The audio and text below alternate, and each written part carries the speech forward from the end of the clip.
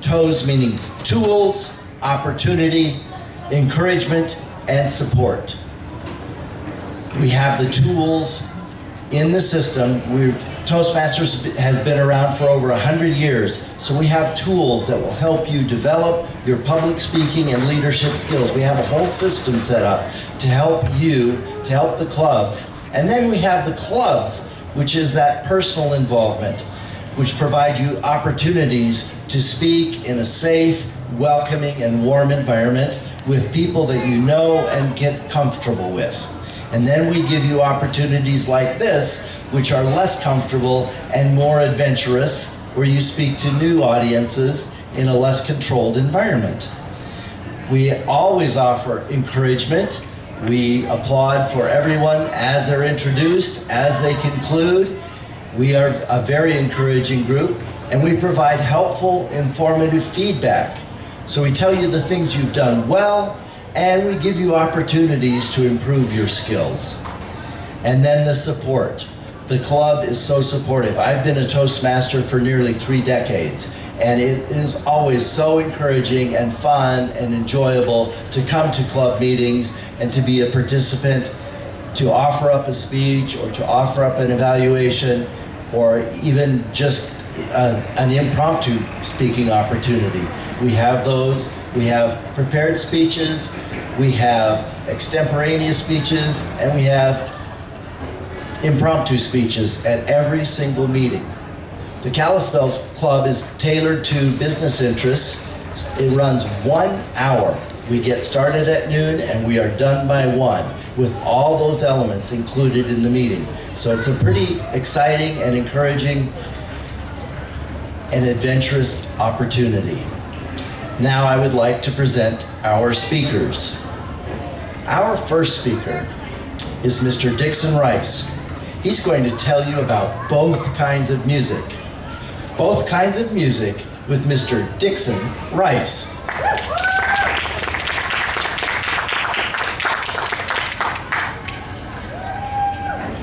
Years ago, I found myself stranded in North Carolina, where a 7-course meal means a 6-pack of beer and a possum. I decided it was high time I make my return to the American West, so I loaded up a U-Haul truck and pointed the headlights toward the Rocky Mountains.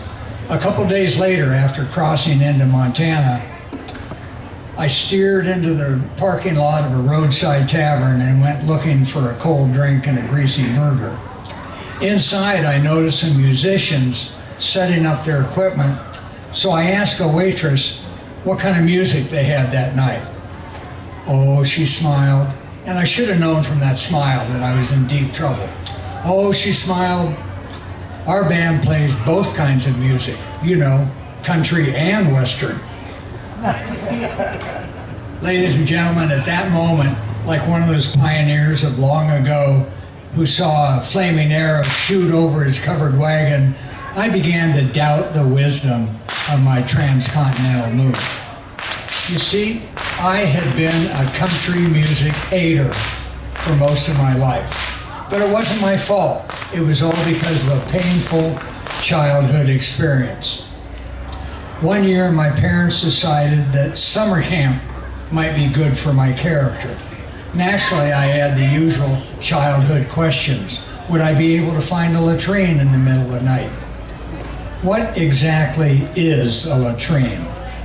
While I'm away at summer camp, would my family move?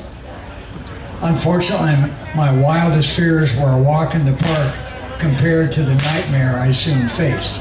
You have to understand, my father was so tight he squeaked, so thrifty he flipped off the light every time he blinked, so frugal he turned off the stove while flipping flapjacks.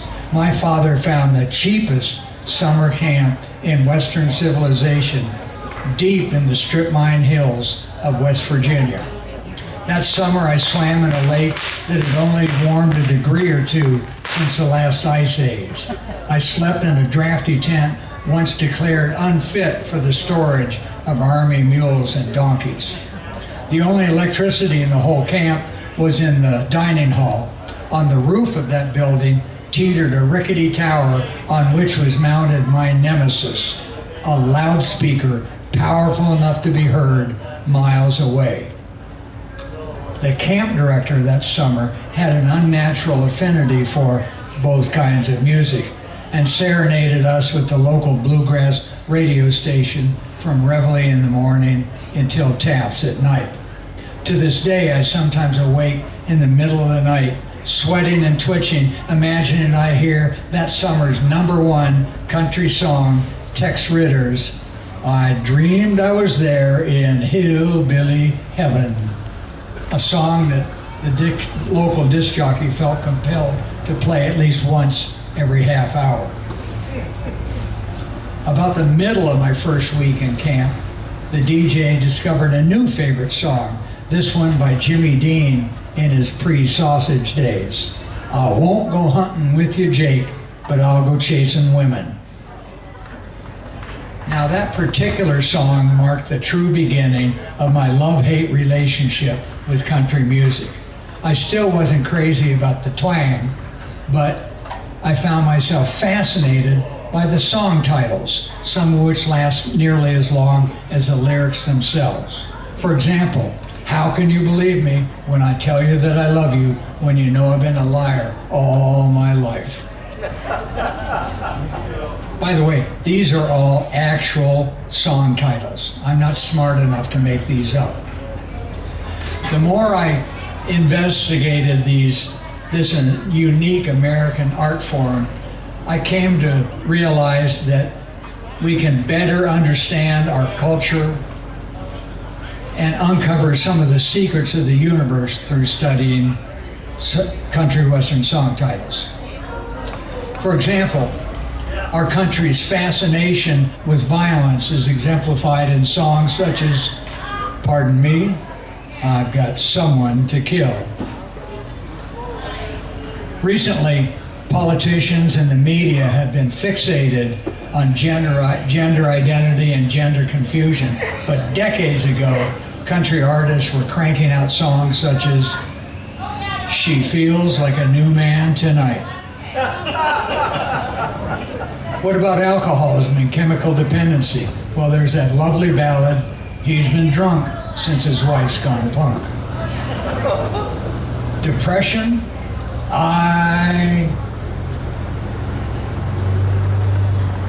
If the jukebox took teardrops, I'd cry all night long. And relationships, you ask if Americans struggle with relationship problems? Well, here's a lovely John Denver classic from years ago. "Take your tongue out of my mouth, 'cause I'm kissing you goodbye." A study of country song titles can also help you not be speechless during difficult moments. For example, if you discover or if you suspect that your significant other has been unfaithful, you might ask this country question: "If fingerprints showed up on skin, wonder whose I'd find on you." If you yourself are caught in a compromising situation, maybe it's time to admit, it ain't love, but it ain't bad. When the relationship is dead and buried, and the best you can hope for is a good parting shot, try this country song. "You're the reason our kids are so ugly." Well, I hope I've helped you find some of the secrets of the universe. If not, well, in the immortal words of Jimmy Buffett, that's my story, and I'm sticking to it.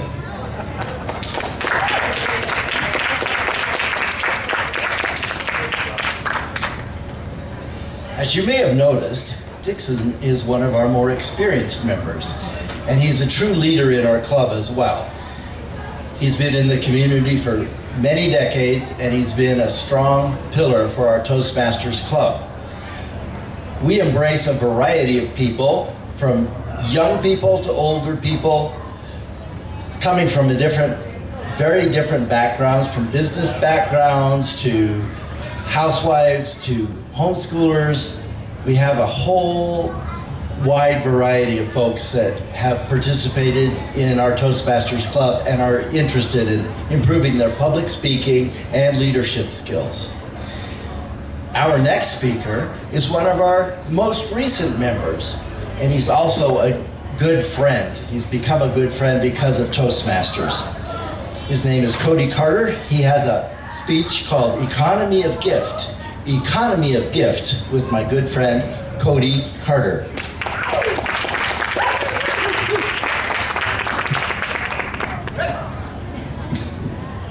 I got to talk to you about something that we all find interesting, economics. Now I know you probably want me to talk about international trade or how business meets its bottom line, but I'm going to talk to you about something much less known, personal economics. And I also want to open up your mind to an economy that seems to defy reason, but I found is nonetheless very real. So as physical beings, we're all subject to different goods. We have 24 hours in the day. We have a certain amount of money we can spend. The key with this is that with this economy of resources, it's bound by what we have and not really by what we want.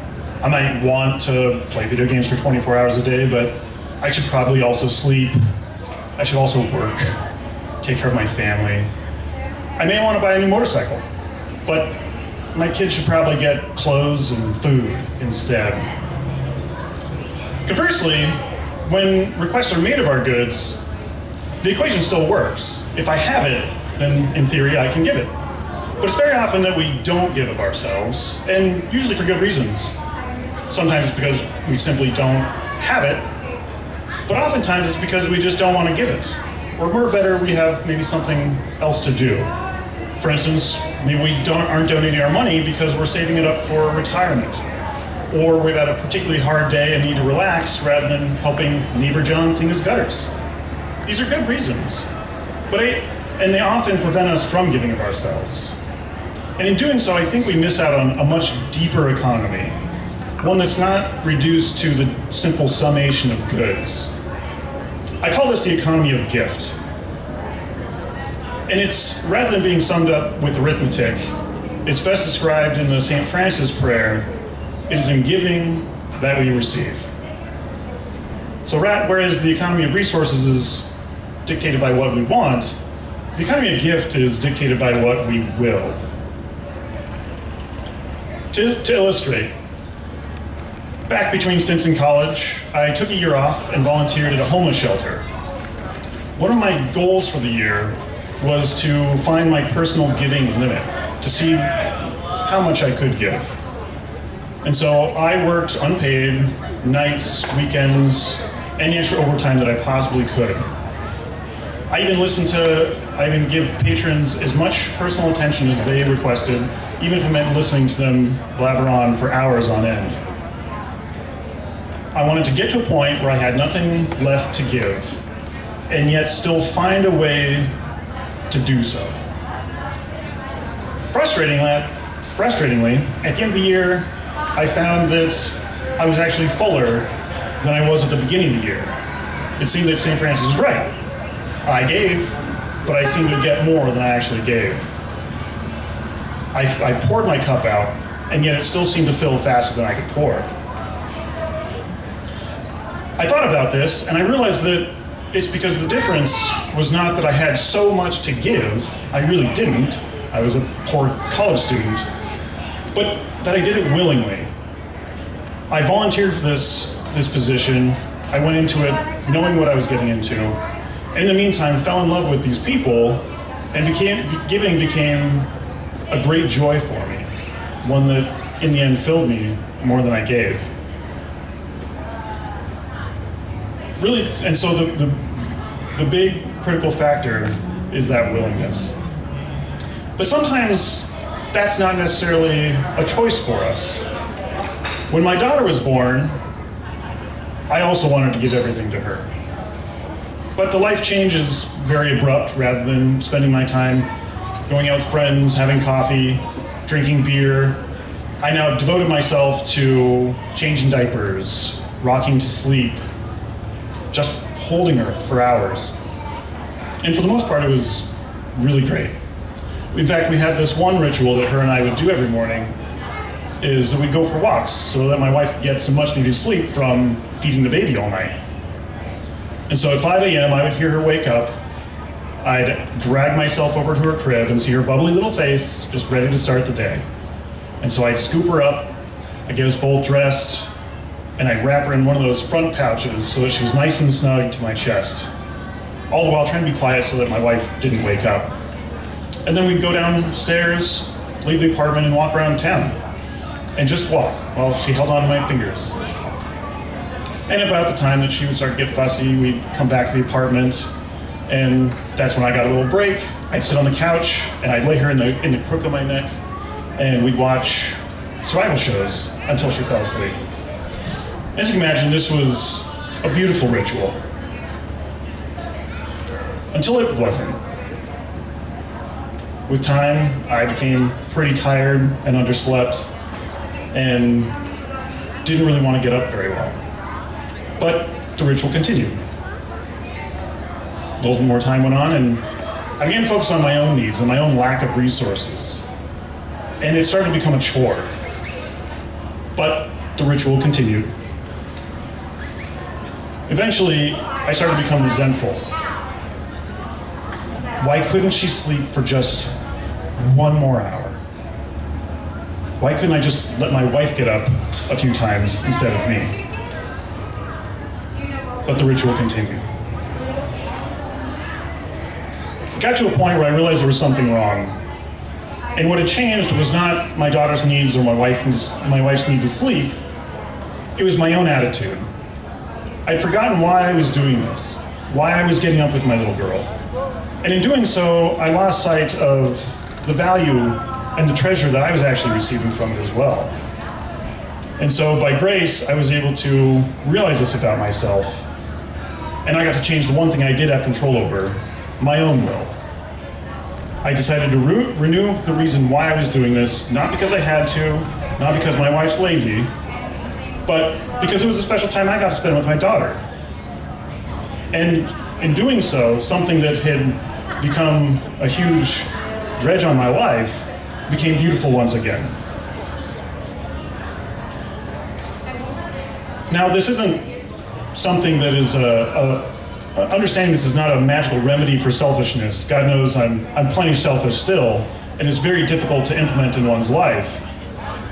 But I think in understanding the difference between what we have between what we have and what we can give is an essential first step. And keeping that in mind, I think helps us to revolutionize the way that we interact with each other.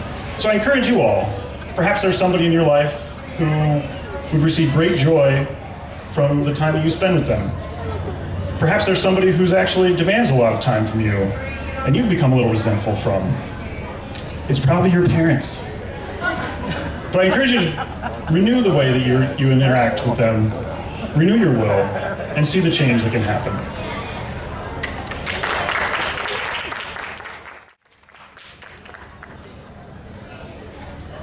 As you can see, we cover a gamut of topics and opportunities. And again, you see that Toastmasters gives you tools, opportunity, encouragement, and support. We are a very supportive group to help you build your public speaking and your leadership skills.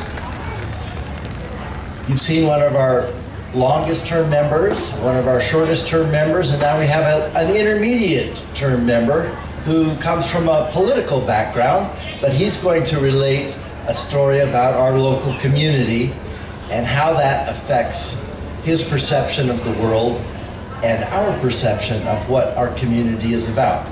Please welcome Mr. Sid Dowd with Duck, Duck, Goose. Duck, Duck, Goose with Mr. Sid Dowd.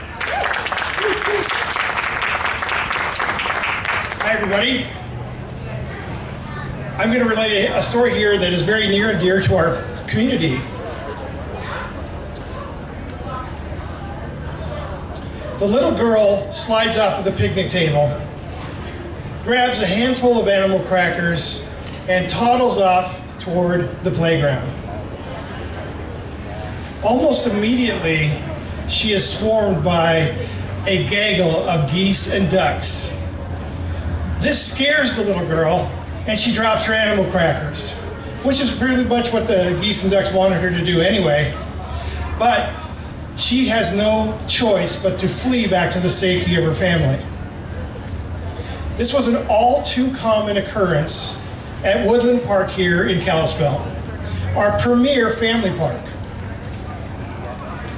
A little bit of history about Woodland Park. It was donated, or it was acquired by the city of Kalispell from the Conrad family in 1903. And did you know at the time, it was the only forested, wooded area in Kalispell. It also came with a pond, and in that pond were some domestic ducks and geese. Over time, these ducks and geese multiplied.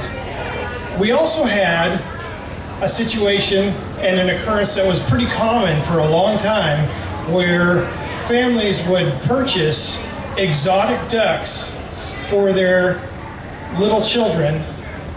They might find out soon after that they can't take care of these ducks, and they're like, well, there's already ducks at Woodland Park, I'm just going to release them into the park. What happened then was these ducks interbred with other ducks, and we got a new kind of duck here in Kalispell, the Franken duck. So between these Franken ducks, domestic geese, domestic ducks, there was also natural ducks that are, federally protected, like the merganser and the pintail, those kind of ducks, right? So there's ducks there that are supposed to be there, they're migratory. Well, over time, there was a huge problem in the park because the duck and goose droppings were everywhere. They littered the park. It was hard to even take a step without stepping on some. The pond there had become stagnant and polluted by the same duck scat, which made the pond very unhealthy. And there was just so many occurrences of these ducks and geese pretty much attacking people, even though they probably didn't get hurt, but it was scary, especially for little kids. So now we come to the situation. The Kalispell City Council had been contacted for years about this problem, and yet they hadn't picked up the issue. Well, in 2019 and 2020, or end of 2019, early 2020, we decided to pick up this issue, and we worked with Montana Fish and Game, because they're the experts, right? So we have a council meeting, and we are presented with 4 ways to kill ducks. That was what they gave us, okay? So we talked about it at that council meeting. No decision was made, no action was taken, but I will tell you, the community found out about this. And if you went online during that time period, the story was the city council is immediately going to kill the ducks. People were really freaking out everywhere. We were getting calls left and right about this, and there was a hard time between the messaging that we were putting out and the messaging that was coming from the community. Well, what happened is, if the city council would have proceeded with this issue, we may have made a decision within 6 months, and it would have taken probably a year to implement anything. Because, that's how your government works. And that's kind of a good thing in my mind, in a way, because it gives the community time to do things. So what happened, because of the urgency that was out there in the community, they got together. Within 2 weeks, they set up an event. They built a little fenced-in area.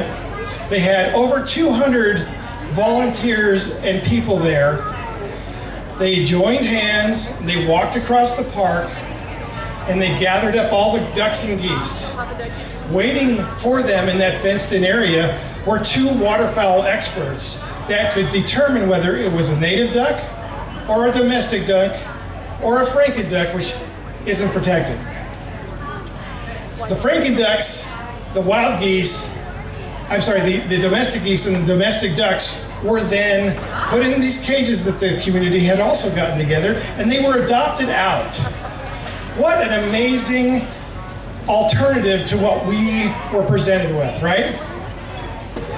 And if you didn't know this, geese are very good guard animals. They're very territorial. So if you put them in your yard, if you put them where your chickens are, they will attack and they will drive off anything that's not going to eat them, like a bear. They lose in that situation.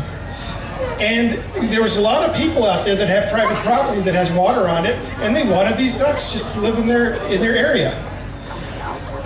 After this was all said and done, none of those ducks and geese returned to the park. They stayed where they went. We thought they were going to just come back, but they did not. And to this day, the symbol of the duck I hold dear to myself. I use it all the time. And what it means to me is community is much more powerful than government. And there's a lot of things that government has to do, but everything else the community can get done much better. I found out that we had lost some generational knowledge as well. We had every 3 to 5 years in the distant past done this at the park to keep down the population of the domestic geese and ducks. But we had forgotten about it for over 30 years. So now, I'm hoping, and I'm sure this will happen, we will continue to do this. It was such a fun event. I hope that some of you had the opportunity to be there. So now I'm going to take us back to that little girl. The little girl slides off of the picnic table, grabs a handful of animal crackers, and toddles off toward the playground. It's a warm, sunny day. She goes to the slide. She goes down the slide, laughing the whole way. She's having the time of her life. This is not a day that she will forget soon. Thank you.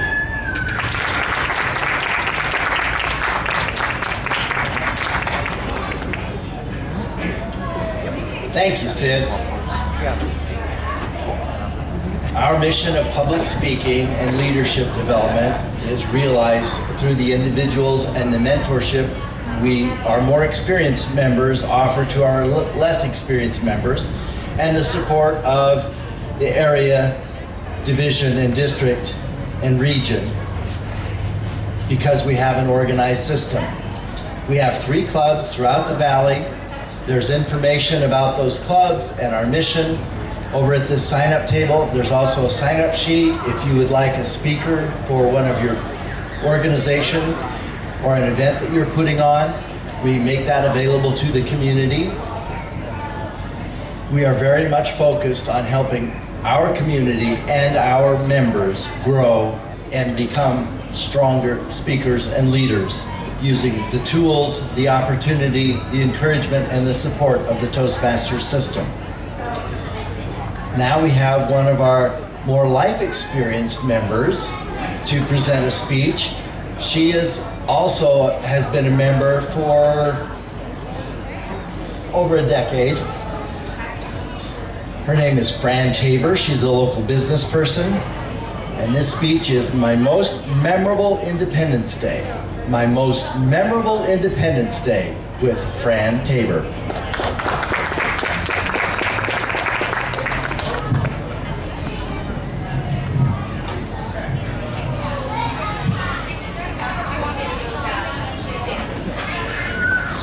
"25 years ago, I was sitting in my car feeling morbidly sorry for me. I was having a full-blown, one-person pity party, when suddenly a song I had never heard before roared over my car radio. And that song, it reignited a memory of my most important 4th of July and why I am one of the luckiest people on the planet. I was 5, and the life I lived was the only life I could imagine living. I had a daddy, a mommy, a little brother, a baby sister. By that time, we had lived in 6 or 7 towns, and that felt totally normal. I was also plagued with a vague, persistent feeling that I was not, could not be good enough, whatever good enough meant.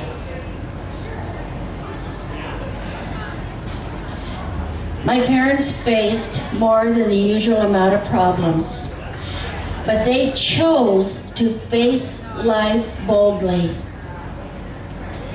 They had the firm conviction that together and with faith in God, eventually life would get better. All those moves when I was a child were a time of wondrous excitement. I would have new places to explore, new friends to meet. As an adult, I now know that too many of those moves were provoked by shattered dreams.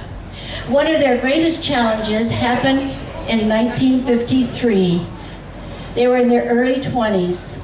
I did not understand at the time, but they had to sell almost everything of value, including the home they had so proudly bought just a few months earlier, to pay bills that were not their own. They crammed almost all their possessions into the back of a wood-sided pickup truck that they had borrowed from a friend and prepared for the long trek from Bozeman, Montana, across eastern Washington to Sioux City, Iowa. Dad, with little brother riding shotgun, drove the truck. Mom followed in the car. Baby sister was bundled up with rolled up blankets all around her on the floorboard of the car. Infant safety, 1950s style. I rode in that special, perfect child seat that every decent car had back then. The ledge on the back of a car. Right behind the back seat where they had the big wide back window. And from that lofty perch, I could see the scenery. Compared to mountainous Bozeman, eastern Montana was so flat and barren, I imagined God took a trowel to it, like a cement finisher smoothing off a wet cement floor. At night, I especially loved that perfect child seat. I could lay down and through the curved glass see the stars up above. Or I could look off to the side and see the moon seem to magically keep pace with the car. Suddenly, without warning, my dad pulled off the road in the middle of nowhere. Mom parked behind him. She muttered, "Now what?" Dad came back to the car. He leaned in her window, and with that mischievous grin he got whenever he did something a little bit naughty, he said, "It's the 4th of July, and we are celebrating." And he had a stack of long, thin boxes. They were sparklers.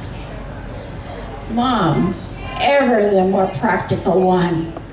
"Winston, you wasted..." Before she could say money, Dad repeated, "We are celebrating." She got baby sister up off the floor of the back seat. I leaped out. Soon my brother and I were dancing with sparklers. I wrote my name in glitter against the black sky. Traffic was sparse, but gradually other cars showed up.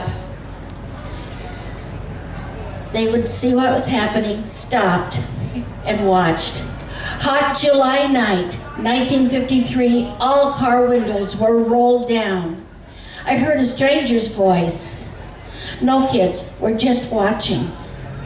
My father went to every driver's window and handed the driver several sparklers.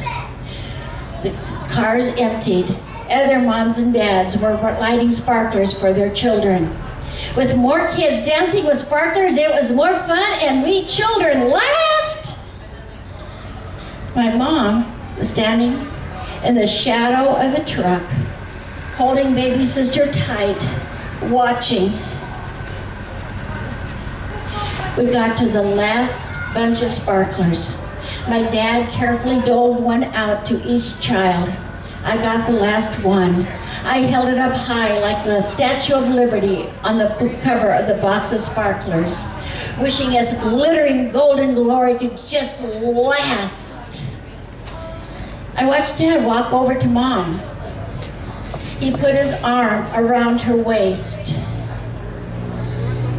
and said so softly, "As long as we have each other and our children are healthy, we have everything." Mom finally relaxed. She leaned her head against his chest. Finally, she too smiled. They were again starting over with nothing but each other and their children, but starting together.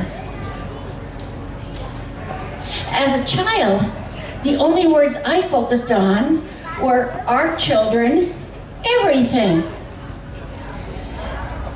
Suddenly, I knew without words that no matter how many times I creatively got into trouble, deep down, I was good enough. With a new kind of confidence, I waved my sparkler, trying to get that last golden glow to go on, because I wanted that moment, that feeling, to last forever. But the sparkler's glow and the moment both faded into the black Montana sky. 25 years ago, when I was self-indulging in that pity party, and a song I had not heard before blasted out of my radio. And for the first time, I heard Lee Greenwood's lyrics. If tomorrow all the things were gone I had worked for all my life, and I had to start again with just my children and my wife. That night, in open range, eastern Montana, came back so complete, I smelled sparklers. And I could again hear my father so tenderly tell my mom, she and we kids were everything. Fate continued to test my parents' faith many more times. Their fierce determination to prevail no matter what life threw at them defined my childhood. To have been blessed with that memory makes me one of the luckiest people on the planet. Now, yes, I still have times when it feels the world overwhelms me. And guess what? I can still throw a pity party with the best of them. But now, when I'm in the throes of the dark depression, my father's voice comes back. And once again, he gives me strength.